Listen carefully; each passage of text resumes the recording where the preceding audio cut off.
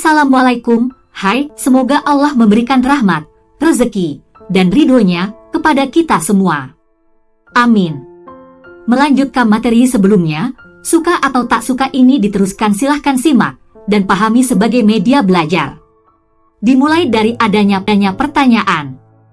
Bagaimanakah pemahaman dasar investasi, akuntansi dan analisa statistik untuk trading saham? Ini harus dijawab dengan pola pikir ilmiah.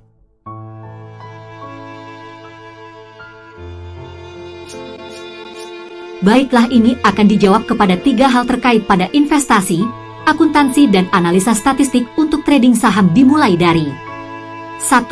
Pemahaman 2. Rekomendasi dasar 3. Simpulan.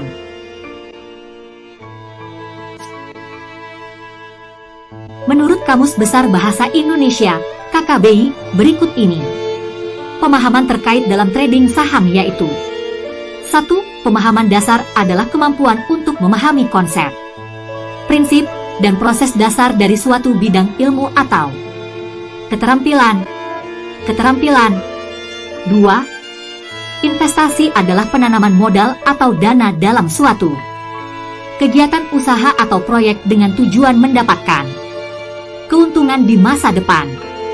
Investasi dapat berupa A. Investasi yaitu pembelian aset produktif seperti tanah, bangunan, mesin, atau saham. B. Investasi tidak langsung, yaitu pembelian surat berharga, seperti obligasi, reksadana, atau deposito. Investasi dapat dilakukan oleh perorangan, perusahaan, atau pemerintah.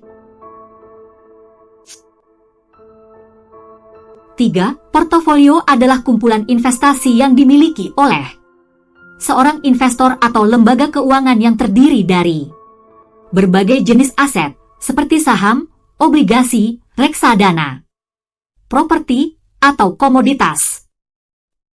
Tujuan dari pembentukan portofolio adalah untuk mencapai tingkat pengembalian yang optimal dengan mempertimbangkan risiko yang dihadapi harus disesuaikan dengan profil risiko dan preferensi investor. 4. Akuntansi adalah proses pencatatan, pengukuran, pengolahan, dan pelaporan informasi keuangan suatu entitas seperti perusahaan, organisasi, atau individu. A. Laporan keuangan adalah laporan yang menyajikan informasi mengenai posisi kinerja keuangan dan arus kas suatu entitas pada periode tertentu terdiri dari neraca, rugi laba, dan arus kas.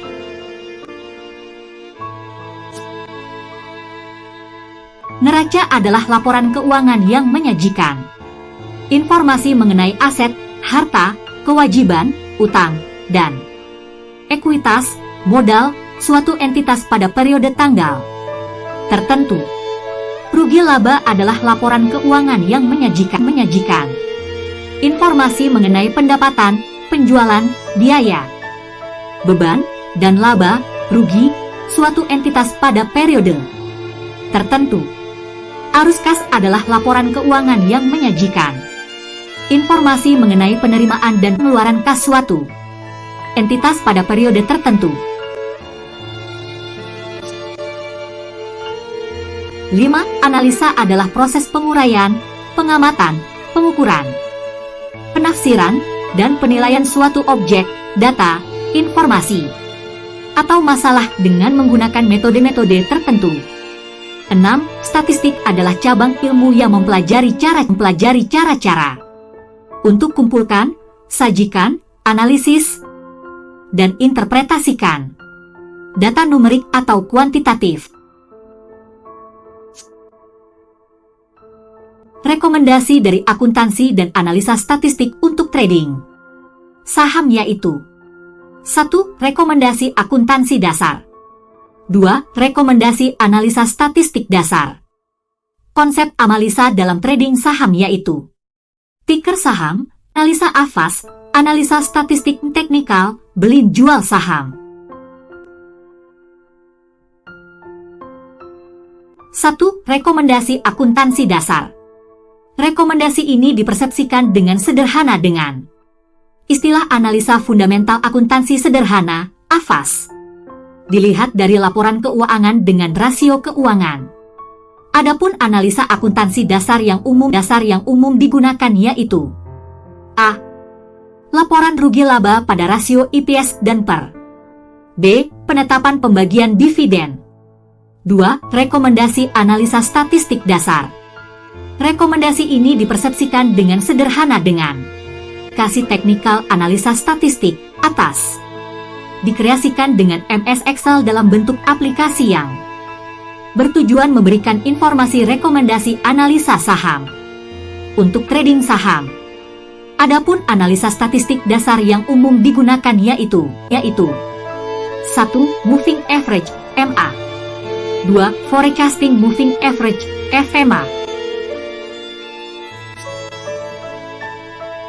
Diakhiri dari narasi uraian di atas, maka disimpulkan yaitu 1. Pemahaman dasar investasi, akuntansi, dan analisa statistik untuk trading saham akan membuat smart bagi trader saham. 2. Dukungan aplikasi saham dengan dasar AFAS dan ASTAS akan memberikan informasi rekomendasi analisa saham untuk trading saham. Alhamdulillah, bersyukur dengan ridhonya selesailah sudah dan sampai jumpa lagi di lain waktu serta mohon maaf bila ada salah ucap dan kata. Assalamualaikum, terima kasih.